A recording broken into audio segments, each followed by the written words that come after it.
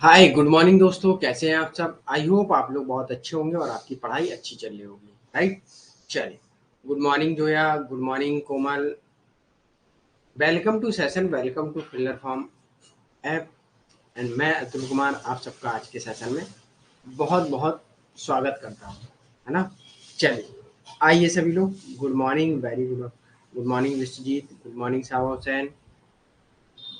सभी स्टूडेंट आ जाएंगे और एक बार कमेंट बॉक्स में हाय हेलो लिख देंगे, जिससे कि आपकी अटेंडेंस मार्क हो जाएगी। Okay, I am fine Vishwajeet and you. Radhe Radhe Karishma, good morning Pooja. चलिए, कम ऑन फास्ट, जल्दी से सभी लोग ज्वाइन करिएगा। और हम लोगों को लिबरलिज्म उदारवाद का सेकंड पार्ट में न्यू लिबरलिज्म के बारे में पढ़ना था, उसे हम लोग देखेंगे। ओके,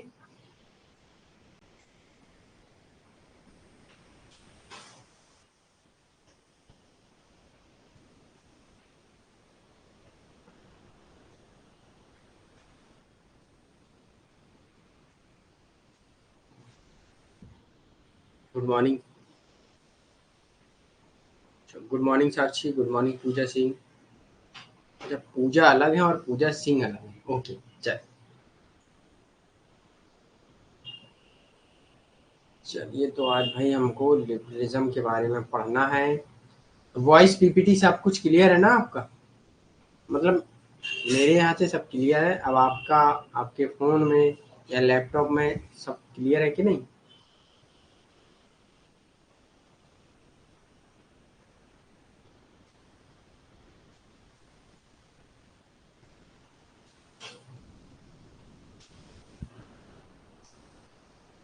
ओके, वेरी गुड कोमल। एक करिश्मा। ओके,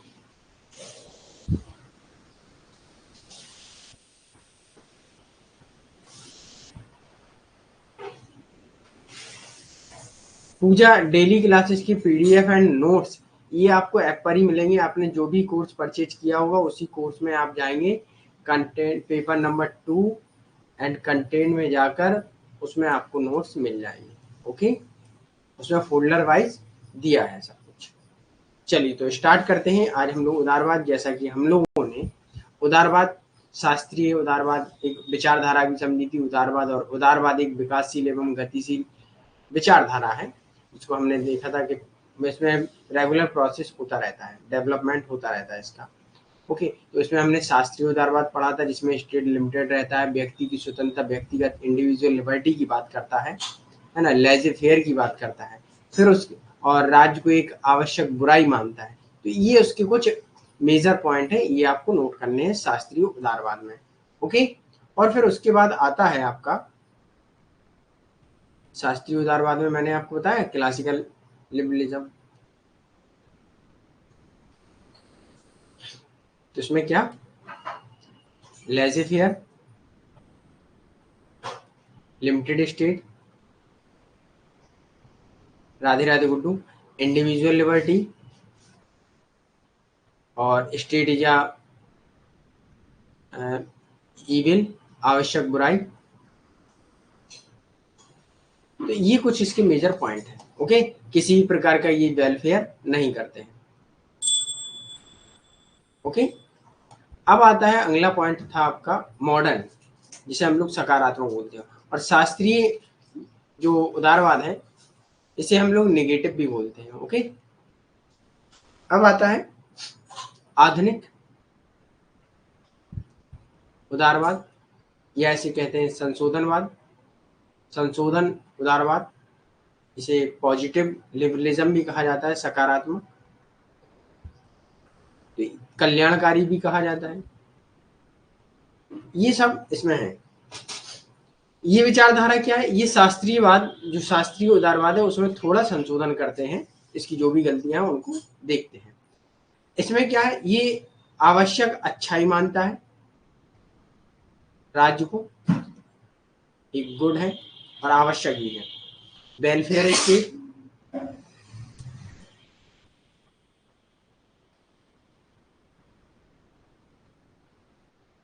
कल्याणकारी, ये मैंने आपको बता दिया। ओके साक्षी, आवश्यक अच्छाई है। और ये लिमिटेड इंटरवेंशन भी करेगा, मतलब इंटरवेंशन करेगा, हस्तक्षेप करता है ये, हस्तक्षेप राज्य ही आर्थिक क्षेत्र में भी करेगा और व्यक्तियों के भी, सामाजिक, ओके, दोनों चीजों में ये करेगा। अब इसके बाद आता है यस, इसके बाद जो आपका था वो था न्यू लिबरलिज्म, तो उसके बारे में हम लोग देख लेते हैं। शास्त्रीय उदारवाद में हॉब्स लॉक को, इनको हम लोगों ने देखा था, है ना। आई होप आप लोगों को ये चीजें क्लियर थी। अब हम लोग बढ़ते हैं थोड़ा लास्की द्वारा उदारवाद में संशोधन, ग्रीन द्वारा, है ना।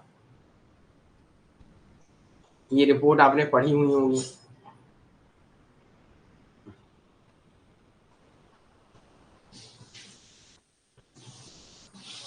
अब आता है नव उदारवाद, ओके।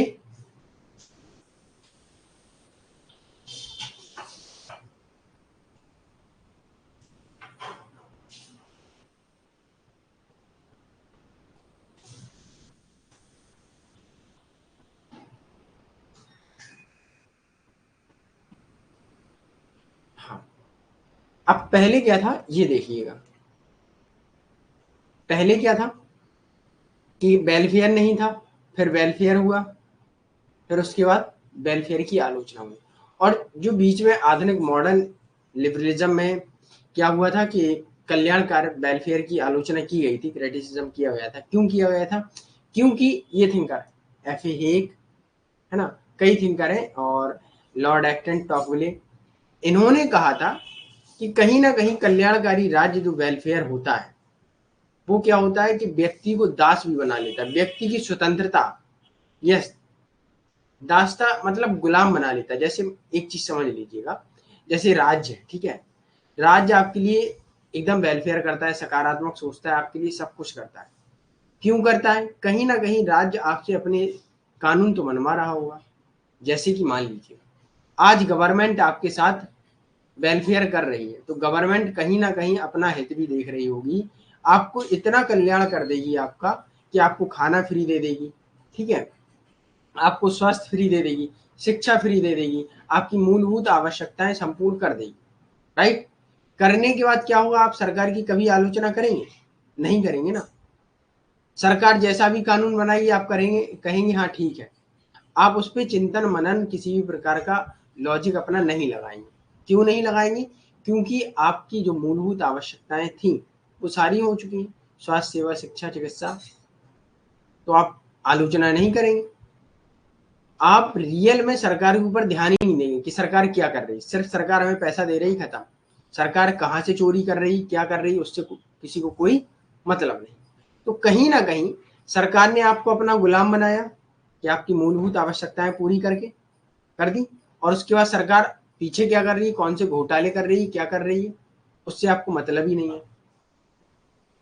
तो आपको एक अलग तरीके से गुलाम बनाया गया है ना। तो यही आलोचना करते हैं एफ ए हेग एवं लॉर्ड एक्टन एंड टॉकविले। और इस आलोचना के करने के बाद जैसे फांसीवादी नाजीवादी व्यवस्थाओं ने स्वयं को कल्याणकारी माना, लेकिन व्यक्ति की स्वतंत्रता थी वहां। हिटलर एवं मुसोलिनी ने तो ये कहा था कि हम कल्याणकारी हैं, और लोगों ने भी उस शासन को स्वीकार किया था। क्यों किया था? क्योंकि उस समय ऐसी अवस्था और परिस्थिति थी लोगों की कि लोग क्या कर रहे थे उस समय, एक मौत के बीच में खड़े हुए थे, मतलब मौत के किनारे खड़े हुए थे कि भाई या फिर मरेंगे या फिर जिएंगे। लेकिन हिटलर और मुसोलिनी का जब शासन आया, फांसीवाद नाजीवाद, तो उसमें क्या हुआ, उन्होंने बचाया और उन्होंने कहा कि राष्ट्र के हित में ये सारे काम आप करिएगा तो आप बच जाएंगे। और लोगों ने किया, उसने बचा लिया, और उसने अपना शासन जमाकर लास्ट में निरंकुश हो गया। ओके, याद रखिए। चल, अब ब्रिटेन की अर्थव्यवस्था के बारे में यहाँ बात कही गई है कि व्यवहारिक रूप में संकटग्रस्त प्रतीत होने लगी है, क्योंकि 1969 में ब्रिटिश प्रधानमंत्री मार्गरेट थैचर ने कल्याणकारी राज्य की परिकल्पना का त्याग करते हुए आर्थिक उदारवाद को अपनाया, और अमेरिका में राष्ट्रपति रीगन ने भी बाजारवादी नीतियों का समर्थन किया। ठीक है, इन्होंने क्यों किया?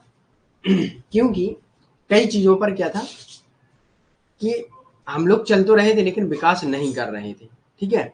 तो उन्होंने कहा कि भाई कल्याण कब तक करेंगे, और कल्याण हम करते जाएंगे, हमारे पास कोई वो नहीं होगा, इनकम नहीं होगी, तो कल्याण हम ज्यादा समय तक नहीं कर पाएंगे। इसीलिए हमें मार्केट इकोनॉमी को खुला छोड़ना पड़ेगा, उसे फ्रीडम देनी पड़ेगी, है ना।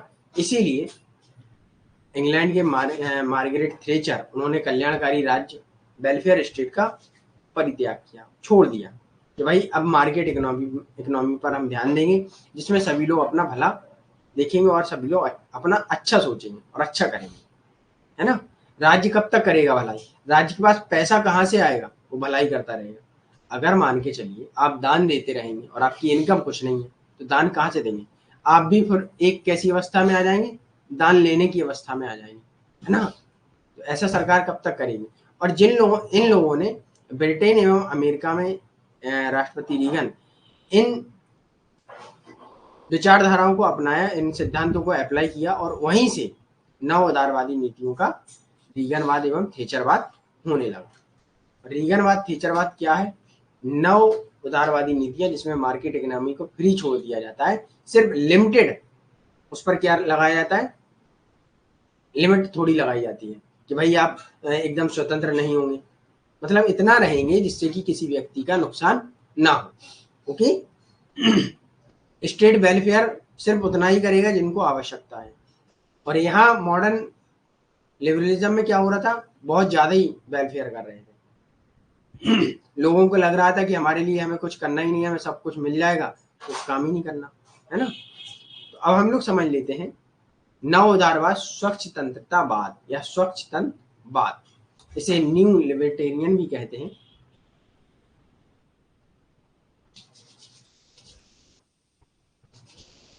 ओके, अब ये चीज समझ में आ गई होगी, और इसे न्यू लिबरलिज्म भी कहा जाता है।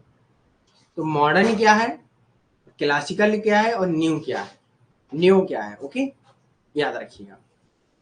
तो नव उदारवाद को दक्षिण पंथ की विचारधारा या दक्षिण पंथ भी कहा जाता है। इसके बहुत इंपोर्टेंट थिंकर हैं एफ.ए. हेग, फ्रेडरिक हेग, जिनकी पुस्तक है द कॉन्स्टिट्यूशन ऑफ लिबर्टी 1960 में इन्होंने लिखी है संवैधानिक स्वतंत्रता। इस पुस्तक में वो कहते हैं नव उदारवाद विचारधारा का आधार रखा, और उन्होंने स्वतंत्रता और समानता को परस्पर विरोधी माना कि भाई स्वतंत्रता समानता को विरोधी सिद्धांत माना। यहाँ से एक क्वेश्चन बन सकता है कि किस थिंकर ने फ्रीडम एंड इक्वालिटी को एक दूसरे का अपोजिट माना, ओके, विपरीत माना। तो याद रखिएगा एफ.ए. हेग, और किस पुस्तक में, द कॉन्स्टिट्यूशन ऑफ लिबर्टी 1960 में जो पुस्तक लिखी गई है। ओके, उन्होंने तर्क दिया कि लोगों में भिन्न भिन्न योग्यताएं, एबिलिटी एंड स्किल होती हैं, जिनके कारण आय और संपदा में विषमता होगी। अब एक चीज मान लीजिए, अगर सारे लोग समान होते तो फिर समाज में राज्य कौन करता और सारे लोग स्वतंत्र होते। लेकिन लोगों में कुछ स्किल एंड एबिलिटी, योग्यता के अनुसार क्या होता है, अंतर होता है, वो नेचुरली होता है, और इस विषमता को कोई भी पाट नहीं सकता है। तो हम ज्यादा कल्याण करके क्या करेंगे, जिससे कि हम सबको समान कर देंगे, फिर सभी लोग कहेंगे हमें स्वतंत्रता समान दे, फिर काम कौन करेगा, है ना। तो इसलिए उन्होंने कहा कि समानता और स्वतंत्रता दोनों एक दूसरे के विरोधी सिद्धांत हैं। ओके, इन्होंने व्यक्तिवादी अणुवादी समाज एवं बाजारवादी अर्थव्यवस्था को पुनर्जीवित किया। अब यहाँ एक चीज देखिएगा, शास्त्रीय उदारवाद में व्यक्ति अणुवादी था, व्यक्तिगत स्वतंत्रता, अणुवादी समाज, बाजारवादी अर्थव्यवस्था थी। मॉडर्न में क्या हुआ था, मॉडर्न में इसको छोड़ दिया गया था, मतलब लिमिट लगा दी गई थी, बंद कर दिया गया था कि व्यक्ति की इंडिविजुअल लिबर्टी नहीं होगी, व्यक्ति समाज अणुवादी नहीं होगा, बाजारवादी व्यवस्था नहीं होगी, स्टेट वेलफेयर करेगा। लेकिन एफ.ए. हेग ने यहाँ ये समस्याएं देखी मॉडर्न लिबरलिज्म में, सकारात्मक पॉजिटिव लिबरलिज्म में, है ना, सकारात्मक उदारवाद में। तो इन्होंने फिर से ये चीजें पुनर्जीवित की जो उदारवाद में, शास्त्रीय उदारवाद में थी। उसमें क्या किया, व्यक्तिवाद लाए, अणुवादी समाजवाद लाए, और बाजारवादी अर्थव्यवस्था को पुनर्जीवित किया। द कॉन्स्टिट्यूशन ऑफ लिबर्टी, स्वतंत्रता और समानता में विपरीत बताया है एक ने। यस, वेरी गुड करिश्मा, ठीक है। तो ये चीजें आपको याद रखनी है। अब यहाँ सेम वही चीजें आ जाती हैं जो शास्त्रीय उदारवाद में था, लेकिन यहाँ कुछ चीजों पर लिमिट लगा दी जाती है। शास्त्रीय उदारवाद में क्या था, बाजारवादी व्यवस्था में किसी प्रकार की लिमिट नहीं लगाई जाएगी, राज्य सीमित था। यहाँ अब थोड़ा लिमिट लगाई जाएगी। आधुनिकवादी समाज, अंजलि आधुनिकवादी समाजवाद नहीं पढ़ रहे हैं, हम आधुनिक उदारवाद पढ़ रहे हैं। ओके, और आधुनिक समाज वो होता है जिसमें तकनीकी आ जाती है, जिसमें लोग सोचने लगते हैं, है ना, वो है मॉडर्न। ओके, तो अब यहाँ क्या हो जाता है, यहाँ क्या हो जाता है कि भाई लोगों को फिर से थोड़ा स्वतंत्रता दी जाती है, लेकिन एकदम से स्वतंत्रता नहीं कि राज्य आप पर कुछ ना करे। पहले व्यक्ति के ऊपर राज्य क्या नहीं कर रहा था, शासन नहीं कर रहा था। कहाँ नहीं कर रहा था, क्लासिकल लिबरलिज्म, है ना। अब लेकिन जब ये न्यू लिबरलिज्म आएगा, लिबर्टेरियन आएगा, नव उदारवाद आएगा, इसमें क्या होगा, व्यक्ति एवं बाजार में राज हस्तक्षेप करेगा, मतलब कुछ लिमिट लगाएगा। ओके, याद रखिए। Good morning Pankaj. तो हेग ने कल्याणकारी राज्य की मान्यता के औचित्य पर प्रश्न उठाते हुए यह कहा कि यह विधि शासन व कुशलता के विरुद्ध है, क्योंकि व्यक्तियों के मध्य अतार्किक भेदभाव किया जाता है ना, कि कल्याणकारी व्यक्तियों के मध्य अतार्किक भेदभाव की कहा जाता है, ये कुछ कर नहीं रहा है कि इनके लिए भेदभाव, वो वेलफेयर किया जाना चाहिए। तो आज के टाइम ये भी देखिएगा, आज के टाइम स्वास्थ्य सेवाएं मिलती हैं तो अधिकतर कहीं ना कहीं वो लोग भी जाते हैं जिनके पास पैसा है, तो और उन लोगों के लिए वो चीजें खत्म हो जाती है जिनके पास पैसा नहीं। मतलब जरूरतमंद के लिए कभी कभी हो सकता है जब कुछ जरूरत पड़ी और उस समय चीजें खत्म हो जाएंगी, तो जरूरतमंद तक नहीं पहुंच पाती है चीजें। वेलफेयर, ज्यादा वेलफेयर करना भी खराब हो जाता है, FA कहते हैं। गरीबों के नाम पर प्रशासन व नौकरशाहियों के आकार में वृद्धि होती है कि भाई पॉलिसी गरीबों के लिए बनाई जाती है, लेकिन रजिस्टर में गरीब की जगह और कोई होता है ना। तो इनके अनुसार कल्याणकारी राज्य का लाभ गरीबों को नहीं, अपनी मध्यम वर्ग को प्राप्त होता है। मिडिल क्लास के लोग जाते हैं सरकारी अस्पताल में, गरीब जब तक पहुंचता है हो सकता है दवाइयों का स्टॉक खत्म हो जाए, है ना, कई चीजें होती है। इन्होंने प्रगतिशील करारोपण का भी विरोध किया, मतलब जो एक टैक्सेशन व्यवस्था होती है, जैसा व्यक्ति कमाएगा वैसा टैक्स देगा, तो इन्होंने इस चीज का विरोध किया। ओके, और आधुनिक उदारवाद में क्या था, उन्होंने टैक्सेशन का समर्थन किया था। ओके, क्योंकि यह समान कार्य एवं समान वेतन के विरुद्ध है। प्रगतिशील करारोपण के द्वारा व्यक्ति को दंडित किया जाता है। ये लोग कहते हैं, मान लीजिएगा जो लोग पैसा ज्यादा कमाते हैं, आप भविष्य में प्रोफेसर बनेंगे, आपकी सैलरी स्टार्टिंग होगी 80,000, फिर 1 लाख, 2 लाख, 220, तो क्या हम आपसे कहें या फिर सरकार आपसे कहे कि आप टैक्स दीजिएगा, 2 लाख सैलरी है आपका, 1 लाख में खर्चा चल जाएगा, 1 लाख हमें दीजिए, हम गरीबों का कल्याण करेंगे। तो कहीं ना कहीं ये आपको एक दंड मिला कि आपसे काम तो करा लिया लेकिन आपको सैलरी कम दी, तो आपको एक अलग प्रकार का दंड मिला कि भाई काम हम कर रहे हैं तो हम वेतन क्यों दें दूसरे को। ओके, तो ये लोग एक वेलफेयर को, एक दंड के, टैक्सेशन को एक दंड के रूप में मानते हैं। ओके, टैक्सेशन व्यवस्था को खराब मानते हैं। समर्थन किया पॉजिटिव, यस, चल ठीक है। तो ये चीज याद रखिएगा, यहाँ तक क्लियर है सभी को, चीजें समझ में आई कि नहीं भाई, एक बार थम्स अप दीजिए, उसके बाद आगे बढ़ते हैं। आधुनिक उदारवाद ने टैक्स लिया और न्यू लिबरलिज्म ने टैक्स बंद कर दिया। यस, मतलब टैक्स कितना लिया, जो लोग ज्यादा कमाएंगे एक करारोपण वृद्धि होती है, जिसमें क्या होता है जो लोग ज्यादा कमाएंगे उतना टैक्स, तो उसका समर्थन नहीं किया, है ना, हल्का फुल्का टैक्स दिया, लेकिन एक चीज याद रखिए, करारोपण का वो है जो समर्थन नहीं किया उन्होंने। ठीक है, प्रगतिशील करारोपण, प्रगतिशील करारोपण अलग होता है और एक टैक्स अलग होता है। ओके, प्रगतिशील करारोपण क्या होता है, जैसे मान लीजिएगा आप जितना ज्यादा पैसा कमाते जाएंगे उतना ज्यादा आप टैक्स देते रहेंगे। ओके, ये होता है प्रगतिशील। ओके, और एक टैक्स होता है कि भाई आप जितना भी कमाएंगे जो लिमिट है उस पर वो लगा दी जाएगी। तो प्रगतिशील करारोपण का विरोध किया। ओके, याद रखिए, यहां तक क्लियर। एक लिमिटेड टैक्स, यस साक्षी, हाँ, और किसी को कोई प्रॉब्लम।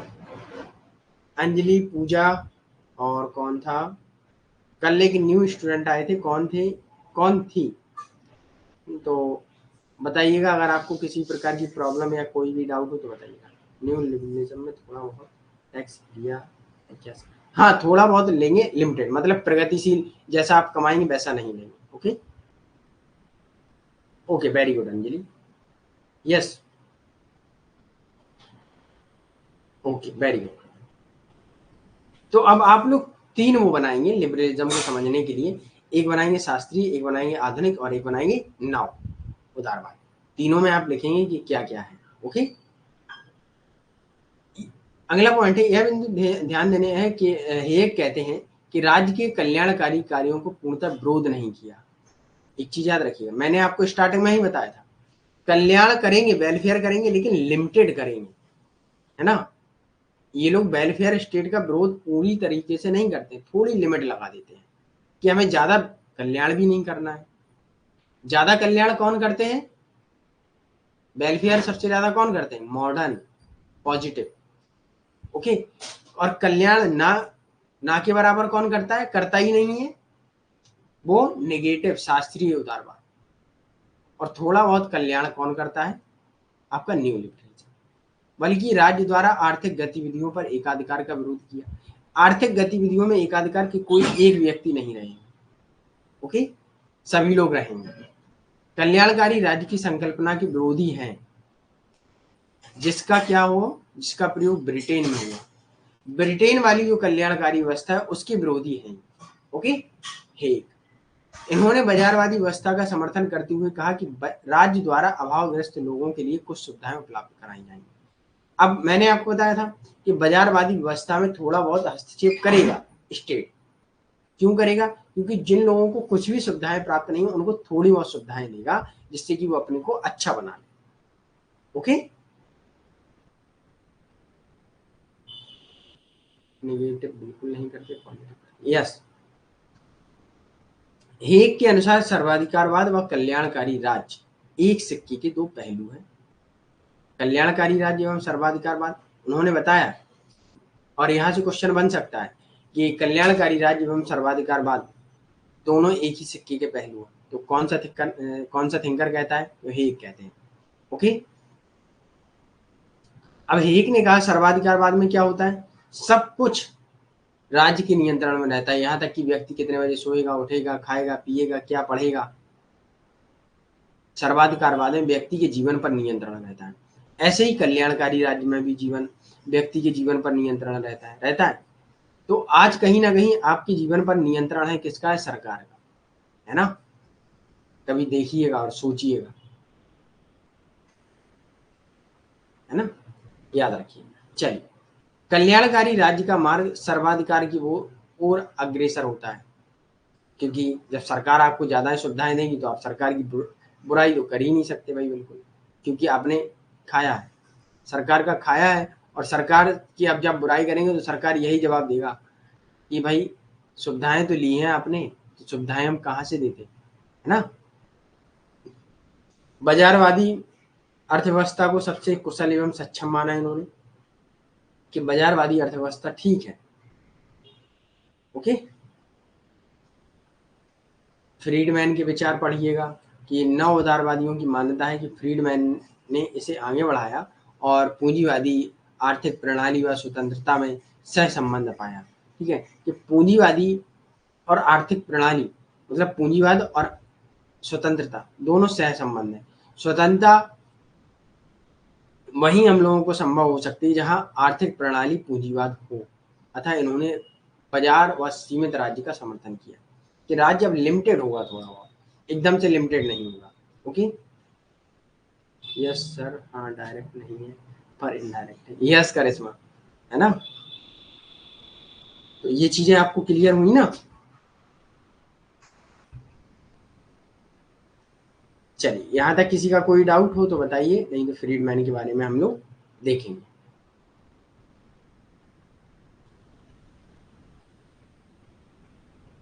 पूंजीवाद का समर्थन, पूंजीवाद का आर्थिक प्रणाली, मतलब थोड़ा बहुत समर्थन किया है कि भाई पूंजीवाद, आर्थिक प्रणाली और स्वतंत्रता दोनों सह संबंध, दोनों एक दूसरे से जुड़े हुए हैं। कैसे जुड़े हुए हैं? कि पूंजीवादी सभी को हम पूंजी देंगे और उनकी स्वतंत्रता उसी में होगी, मतलब आर्थिक प्रणाली, आर्थिक व्यवस्था में सभी को स्वतंत्रता होगी। ओके, जब लोगों के पास पूंजी होगी और पूंजीवादी व्यवस्था होगी, जिसमें क्या होगा, बड़ी-बड़ी कंपनियाँ होंगी, वो वहाँ से पैसा जनरेट करेंगी और वहाँ लोगों को क्या करेंगी कि अब लोगों की सुविधाओं पर भी ध्यान देंगी। जो कार्ल मार्क्स वाली वो नहीं है यहाँ पूंजीवादी व्यवस्था, ठीक है? जो कार्ल मार्क्स सोचते हैं। हम लोग सोशलिज्म पढ़ेंगे, सोशलिज्म के बाद कार्ल मार्क्स को पढ़ेंगे, मार्क्सवादी विचारधारा। ओके? कल जो क्लास होगी वो सोशलिज्म की होगी। और हो सकता है कल की क्लास थोड़ा लेट हो, लेकिन टाइम से होगी, कोशिश करेंगे। ओके?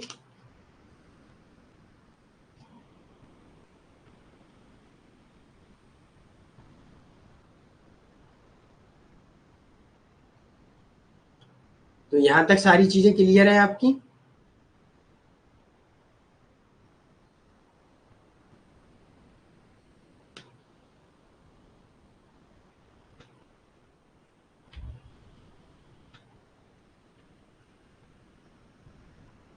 ओके, चलिए एक बार थम्स अप दीजिए और इसके बाद हम लोग आगे बढ़ेंगे। ओके? ओके, वेरी गुड साक्षी।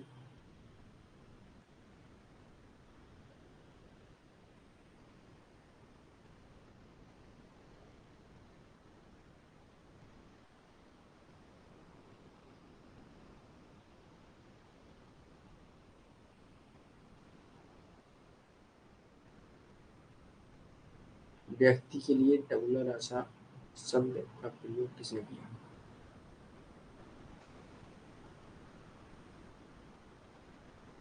मैंने आपको बताया था। चलिए, सारे थिंकर हम लोग पढ़ चुके हैं। टबुलर रासा किसने कहा? जवाब दीजिए, किसे पता है?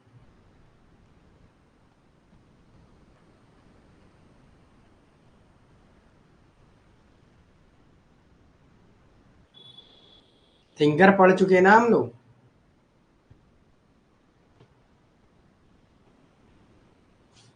और तबला रासा का अर्थ बताइएगा। ब्लैंक स्लेट बोला जाता है इसे। ओके?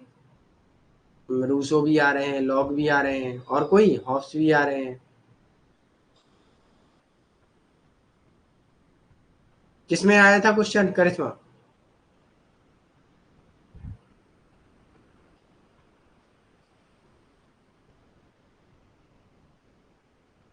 क्वेश्चन किसमें आया था?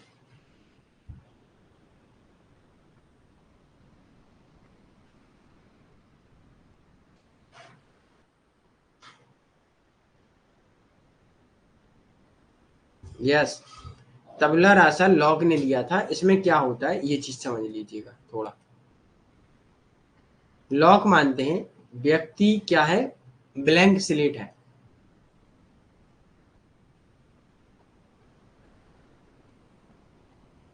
मतलब खाली मस्तिष्क होता है और वो प्रकृति में आता है, तब चीजों को सीखता है अनुभव से। ओके, याद रखिएगा। Yes, very good. Yes, very good Sakshi. Yes yes Komal, very good. ठीक है, तबला रासा एक ब्लैंक स्लेट होता है। तो क्विज आप लोग करते रहिएगा, है ना? जिसमें जो भी कोई भी क्वेश्चन का अगर डाउट रहता है तो आप पूछिएगा। ओके? Yes, very good. चलिए, अब आगे बढ़ते हैं हम लोग। नॉजिक के बारे में हम लोगों ने पढ़ा था, रॉबर्ट नॉजिक। रॉबर्ट नॉजिक ने, आपने याद रखा होगा। अच्छा, रॉबर्ट नॉजिक ने जॉन रॉल्स की आलोचना की है? की है? तो किस संबंध में की है, आंसर दीजिए। जॉन रॉल्स की आलोचना की गई है, किस थ्योरी की है?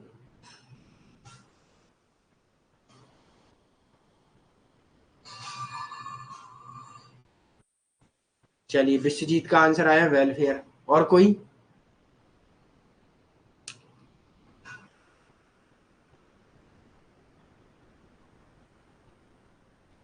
साक्षी न्याय, अंजलि न्याय, और वेलफेयर स्टेट।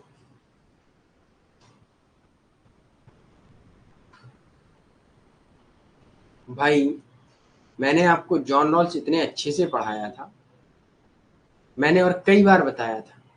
जहां जहां जॉन रॉल्स का जिक्र हुआ है वहां वहां मैंने नॉजिक ने जॉन रॉल्स के किस संक्षिप्त में, किसके लिए वो किया है आलोचना, तो ये हमने बार बार बताया कि वेलफेयर स्टेट की आलोचना की है, कल्याणकारी राज्य की आलोचना की है। ओके, तब भी आप लोग जस्टिस जस्टिस जस्टिस लगाए। जस्टिस की इनकी आलोचना किसी ने भी नहीं की। ओके, इनका न्याय का जो सिद्धांत है उससे प्रभावित थे नॉजिक। तब नॉजिक ने कहा था कि प्राकृतिक अवस्था में सारी वस्तुएं अनार्जित हैं, उनका अर्जन कर लें, और अर्जन का तरीका, प्राप्त करने का तरीका सही होना चाहिए, है ना। और उन्हें अगर आप ट्रांसफर भी करते हैं किसी को तो वो भी तरीका सही होना चाहिए। अगर ये सारे तरीके गलत होंगे तो राज्य आपको दंड देगा। वेलफेयर स्टेट की आलोचना की है उन्होंने। वेलफेयर स्टेट में की कहा है कि जो व्यक्ति प्राकृतिक रूप से उसे विषमता मिली है, मतलब सक्षम नहीं है, तो उसे वैसा ही रहने दें, है ना। आप दूसरे व्यक्ति का हक छीन के दूसरे को क्यों दे रहे हैं? जब प्राकृतिक अवस्था में वो कहते हैं लॉजिक कि सारी वस्तुएं अनार्जित थी, तो मौका उस भी व्यक्ति को मिला और इस भी व्यक्ति को मिला, दोनों व्यक्तियों को मिला। अब जो जितना प्राप्त कर पाएगा वो अपनी क्षमताओं से प्राप्त कर पाएगा, अपनी स्किल से प्राप्त कर पाएगा। तो फिर हम जो फिट आदमी है उसकी मेहनत का फल उससे छीन कर या लेकर इस व्यक्ति को हम क्यों दें? वेलफेयर का मतलब ये होता है कि दिया जाता है, लेकिन लॉजिक ने कहा तो हम क्यों दें जब सारी वस्तुएं अनार्जित थी।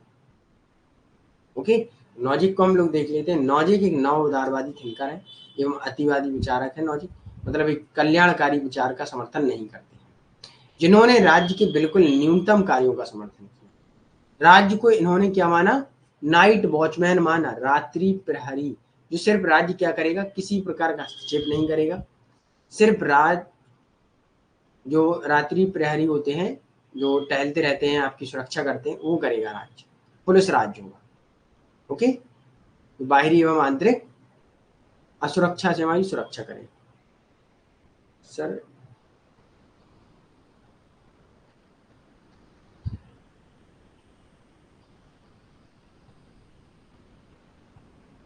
साक्षी क्या कहना चाहती है? अच्छा, जो जैसा चयन करे, जिसका जैसा चयन हो। यस, थोड़ा वेट करिएगा 2 मिनट।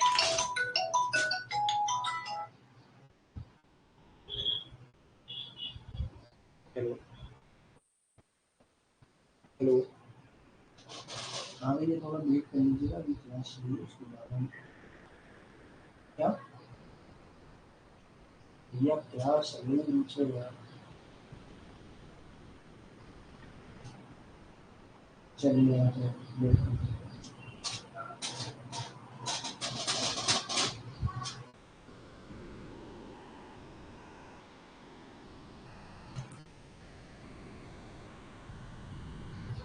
चलिए आंसर कीजिए, और इन्होंने आलोचना क्यों की है, ठीक है, इसका आंसर दीजिएगा।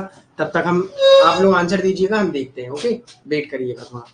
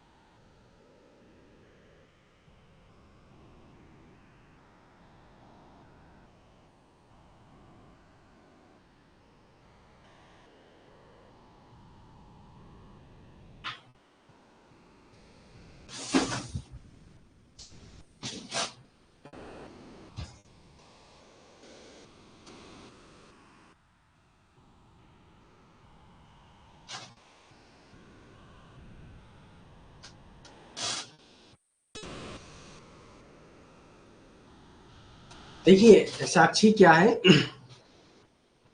नॉजिक रॉल्स के न्याय से प्रभावित थे, ठीक है। उन्होंने न्याय का सिद्धांत तो दिया है, लेकिन उनकी कल्याणकारी राज्य की आलोचना की है। ओके, याद रखिए।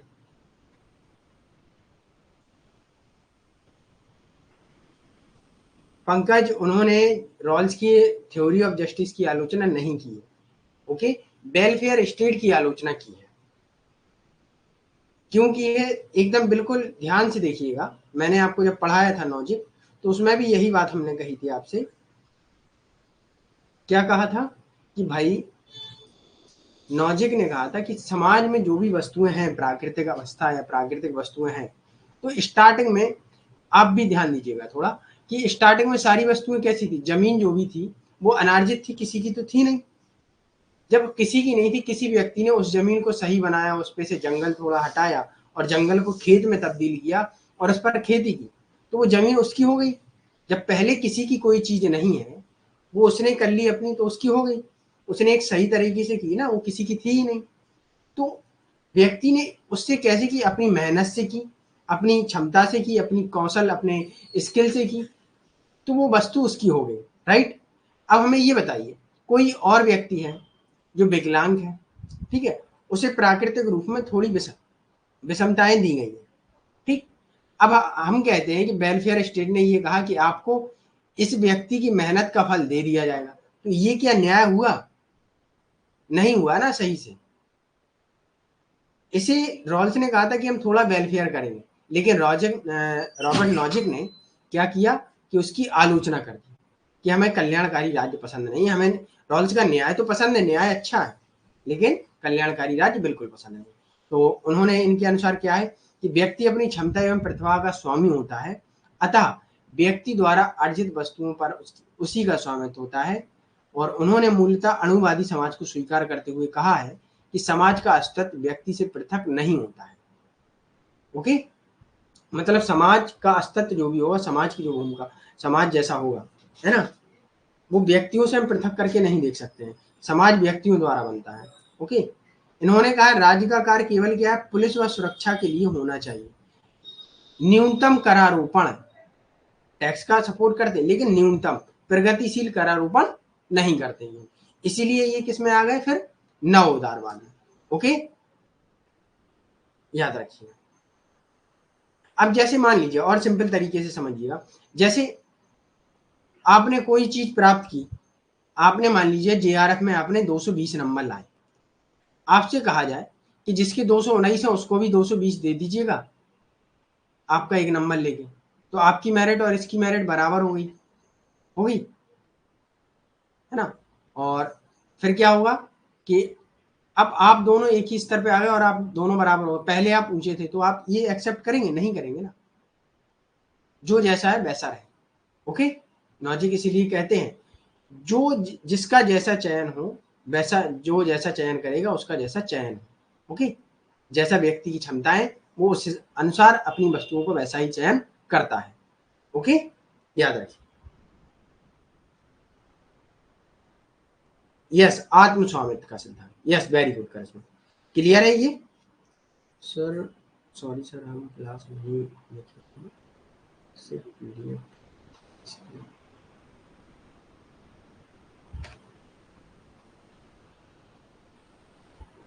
ओके, कोई बात नहीं, लेकिन क्लास देख लीजिएगा लॉजिक की। ओके, अब नव उदारवाद और व्यवहारिक स्थितियां क्या है, तो ये देख लीजिएगा थोड़ा।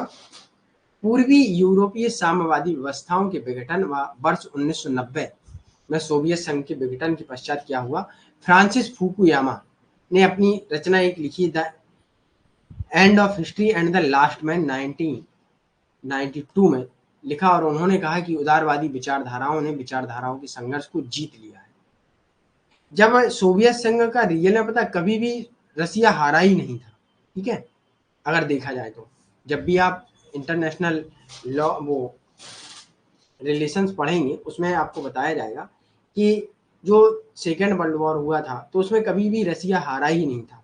रसिया का जो विघटन हुआ था, उसके सारे देश थे, तो उनमें विघटन हो गया था। क्यों हो गया था? क्योंकि रसिया ये चाह रहा था कि हम सारी चीजें हमारी जरूरत की हो, हम किसी अन्य देश से नहीं लेंगे। हम समाजवादी विचारधारा के अनुयायी हैं। जो भी कुछ होगा हमारे समाज के अंदर होगा, हम किसी समाज से नहीं लेंगे, ना हम धन किसी को देंगे ना लेंगे, हमें कुछ नहीं करना, हम समाजवादी हैं। ठीक है। तो समय ऐसा हुआ कि भाई पहला युद्ध हुआ, दूसरा भी युद्ध हुआ। दूसरा युद्ध होने के बाद रसिया के पास नेचुरल सोर्सेज बहुत थे। ठीक है। तो लेकिन कहीं ना कहीं सारी चीजें एक समय खत्म होती हैं जब कंज्यूम हम लोग करने लगते हैं। तो क्या हुआ कि उस समय आया उदारवाद, और उदारवादी विचारधारा का अनुयायी था अमेरिका। ठीक है। तो अमेरिका उदारवादी विचारधारा मानता था, और रसिया को ऐसा करना पड़ा कि उसको अपने आर्थिक संकट से निकलने के लिए, क्योंकि युद्ध में उसने बहुत कुछ खोया था। ठीक है। रसिया ने अपना आर्थिक संकट से निकलने के लिए उसने इस विचारधारा को अपनाया, उदारवादी विचारधारा को अपनाया, जिसमें अमेरिका ने अपना प्रचार किया कि भैया हम जीत गए, लेकिन रियल में अमेरिका जीता ही नहीं था कभी। ठीक है। अमेरिका ने प्रचार किया कि हम जीत गए हमारी, तब फ्रांसिस फुकुयामा ने अपनी पुस्तक the end of the history of the last man में कहा कि उदारवादी विचारधारा जीत गई, क्लैश ऑफ सिविलाइजेशन, है ना। तो इनके बारे में भी हम लोग देखेंगे। ओके। उदारवादी लोकतंत्र ही विश्व के समक्ष उपलब्ध सर्वोत्तम एक विकल्प रहा, क्योंकि हम लोगों ने भी, हमने जब आपको उस क्लास में पढ़ाया है जो प्लानिंग इन इंडिया में, तो उसमें जो 91 की आर्थिक संकट था उसमें सभी देशों ने अधिकतर झेला है कि आर्थिक संकट क्या होता है ना। मंदी देखी है सभी देशों ने। तो हम लोगों ने भी अपने उस संकट से निकलने के लिए एलपीजी लागू किया था। जब आईएमएफ से मदद लेने गए थे तब उससे हम लोग सलाह लेके आए थे, और थोड़ा बहुत पैसा। ठीक है, याद रखिएगा। तो उदारवाद की अब विश्वव्यापी विजय हो चुकी है। वर्ष 1990 के पश्चात उदारवादी व्यवस्थाओं का प्रयोग पूर्व साम्यवादी व्यवस्थाओं में भी किया गया, तथा तीसरी दुनिया के अनेक भागों में अब उदारवादी आर्थिक प्रणाली को स्वीकार करने लगे। इसमें नव उदारवादी विचारधारा कि भाई स्टेट वेलफेयर करेगा, लिमिट रहेगा, सब कुछ रहेगा। अब लोगों को समझ में आने लगा कि हमें किस रास्ते चलना था। और उस समय उदारवाद में लोगों ने देखा, शास्त्रीय उदारवाद में, कि हम स्टेट किसी प्रकार का इंटरवेंशन नहीं करेगा, लेकिन पता चला कि वहां पूंजीवाद बढ़ता जा रहा है, लोग गरीब और अमीर होते जा रहे हैं, स्टेट को इंटरवेंशन करना पड़ेगा और गरीबों के लिए कुछ करना पड़ेगा। तब आती है आधुनिक उदारवाद, मॉडर्न लिबरलिज्म, जिसे पॉजिटिव लिबरलिज्म भी कहा जाता है। तब उसमें क्या होता है कि स्टेट कुछ वेलफेयर करेगा, लेकिन स्टेट इतना वेलफेयर हो गया कि राज्य स्टेट का क्या हुआ कि आर्थिक मंदी आने लगी। तब फिर आती है नव उदारवादी विचारधारा, जिसमें दोनों समस्याओं का समाधान मिल चुका था। तब सारे देशों ने उदारवादी विचारधारा, नव उदारवादी विचारधारा अपनाई। Okay, clear? यस। तो याद रखिएगा ये चीजें। अब समतावाद क्या होता है? हमने आपको बताया था इक्वालिटी एंड इक्विटी, ये आपको लिबर्टी वाले कॉन्सेप्ट में मिल जाएगा, सॉरी जस्टिस वाले में मिलेगा, है ना। इक्विटी एंड जस्टिस वाले, सॉरी इक्वालिटी एंड जस्टिस वाले में आपको मिल जाएगा। उसमें हमने क्लास के स्टार्टिंग में ही एक डायग्राम द्वारा समझाया है कि जस्टिस क्या होता है, ओरिजिनल पोजीशन क्या होती है, इक्वालिटी क्या होती है एंड इक्विटी क्या होती है। ठीक है। इक्विटी होती है समानता, मतलब इतना देना कि सभी लोग समान हो जाए। इक्वालिटी होती है एक समान दे दें वस्तु कि एक एक ही मिलेगा, है ना। तो समतावाद धन संपदा, मान मर्यादा और प्रचलित विषमताओं का कायम नहीं रखना चाहता। समतावाद मनुष्यों के समान अवसर, अधिकार, लाभ, सकारात्मक कार्रवाई और कोई तार्किक आधार नहीं होते। ओके। सीवी मैकपर्सन ने परंपरागत उदारवादी मान्यताओं को स्वायत्त मूलक व्यक्तिवाद के नाम से संबोधित किया है, मतलब कि व्यक्ति अपने स्वयं, सेल्फ। ओके, याद रखिएगा। निर्मला, किसको एक बार रिपीट और करना है? यस, न्यू लिबरलिज्म में हालात ठीक हो गए थे करिश्मा। तो स्वायत्त मूलक व्यक्तिवाद क्या है, इसे थोड़ा समझ लीजिएगा। ओके, कि व्यक्ति अपने शरीर, अपनी क्षमताओं का स्वामी है और इनके लिए वह समाज का ऋणी नहीं है। मतलब व्यक्ति जो भी कुछ करेगा वो सिर्फ अपने लिए करेगा, स्वयं स्वतंत्रता के लिए। ओके, याद रखिएगा। यहाँ तक क्लियर सभी को?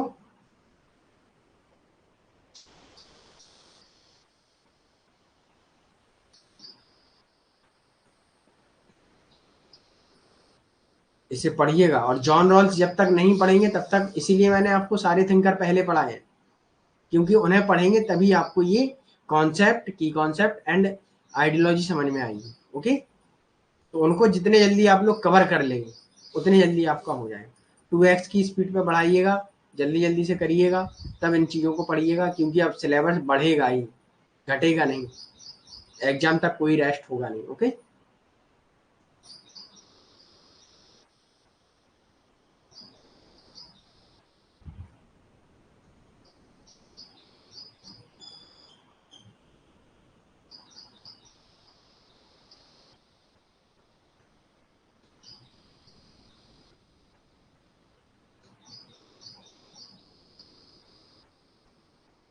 चल अब हम लोग आगे बढ़ते हैं। ओके, आगे समाप्त है। ठीक है, थोड़ा बहुत हम लोग मार्क्सवाद का परिचय देख लेते हैं कि मार्क्सवाद क्या है। ओके, आई होप आप लोगों को यहाँ तक अच्छा लगा और समझ में आया। अब हम लोग देख लेते हैं मार्क्सवाद क्या है। ये देख रहे होंगे, आपको मार्क्स चाचा दिख रहे होंगे, है ना, रेड रेड, एकदम गुस्से में है ना, गुस्से में दिख रहे हैं कि नहीं दिख रहे हैं?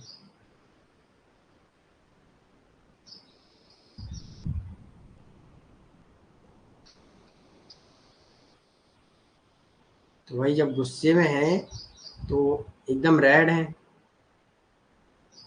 और इनकी पुस्तक भी रेड है, कम्युनिस्ट मैनिफेस्टो। तो ये आपको कहीं ना कहीं एकदम क्रांतिकारी तो लग ही रहे होंगे, है ना। तो मार्क्सवादी विचारधारा क्या है, इसके बारे में हम लोग मार्क्स के विचारों को पढ़ते हैं। ओके, और मार्क्स के विचार ही मार्क्सवादी विचारधारा है। लेकिन मार्क्स रियल में कैसे थे? मार्क्स एक समाजवादी थे, और इनका समाजवाद कैसा था? वैज्ञानिक समाजवाद। ओके, तो मार्क्सवादी विचारधारा होती है, हम उसमें मार्क्स के विचारों को पढ़ते हैं कि मार्क्स के विचारों को जिन थिंकरों ने अप्लाई किया, अपनाया, उन्हें हम मार्क्सवादी कहेंगे। रियल में कार्ल मार्क्स को हम कभी भी मार्क्सवादी नहीं कहते। कार्ल मार्क्स को हम लोग समाजवादी कहते हैं, और उनका समाजवाद साइंटिफिक सोशलिज्म। ओके, वैज्ञानिक समाजवाद। वेरी गुड, वेरी गुड कोमल। चल, तो इनके बारे में हमने शायद यूट्यूब पर भी फ्री क्लास की है, आई होप आप लोगों ने वो देखी होगी, उससे भी देख लीजिएगा अगर नहीं देखी। ओके,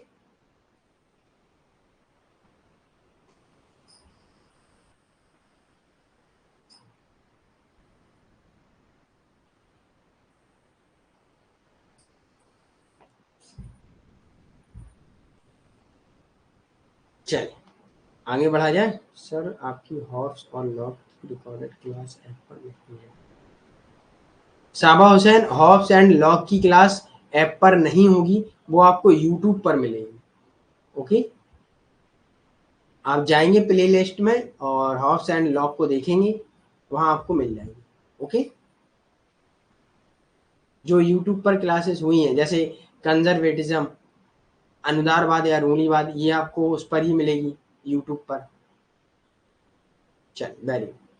अब मार्क्सवाद की उत्पत्ति क्यों हुई और कैसे हुई और क्या हुआ, तो इसके बारे में हम लोग थोड़ा समझेंगे।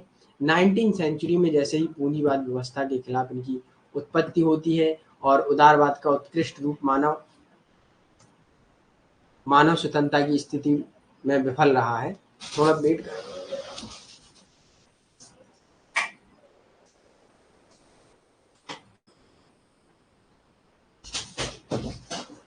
ओके, तो कहीं ना कहीं इनके थिंकर को पढ़ेंगे। परंपरागत मार्क्सवाद क्या है, चिरसम्मत मार्क्सवाद क्या होता है, या उत्कृष्ट क्या होता है ना, नव मार्क्सवाद क्या है, मार्क्स ने किसके साथ, एंजल इनके मित्र थे बहुत अच्छे। ये पहले मार्क्स की आप लोग क्लास देखिएगा और सुनिएगा। हम लोग ये मार्क्सवाद कल पढ़ेंगे, लेकिन कल आपको क्या पढ़ के आना, ये चीज याद रखिएगा। कल आपको मैंने कार्ल मार्क्स पढ़ाया है, तो उसको पहले पढ़ के आइएगा, और ये पीडीएफ मैंने अपलोड कर दिया है, इसको भी पढ़ के आइएगा। तो कल के लिए आपके लिए होमवर्क ये रहेगा कि आपको कार्ल मार्क्स की क्लास पढ़ के आना, जिन स्टूडेंटों ने पढ़ा ना हो। ठीक है, जिन स्टूडेंटों ने कार्ल मार्क्स की क्लास नहीं देखी हो उनको पढ़ के आना है, जिन्होंने देखी है तो वो अपना आगे के जो भी पढ़ना है वो पढ़े। Okay, yes very good. Book भी देख लीजिएगा थोड़ा। देखिए चीज़ों को क्या है, रटना नहीं है हम लोग को, ओके, पढ़ना है और समझना है, ये चीज़ याद रखिए। चलिए, तो आज की क्लास में अभी यहाँ किसी भी स्टूडेंट का कोई डाउट हो तो बताइए, किसी का कोई डाउट?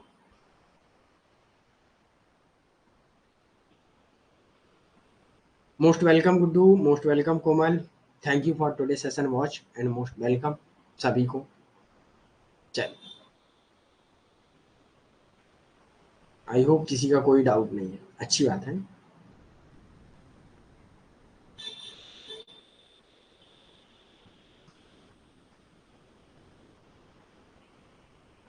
Okay bye.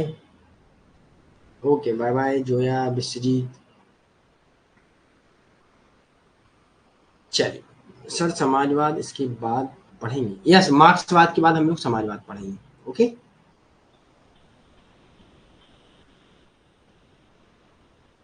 ओके चलिए बाय, स्वस्थ रहिए, सुरक्षित रहिए और पढ़ते रहिए, है ना।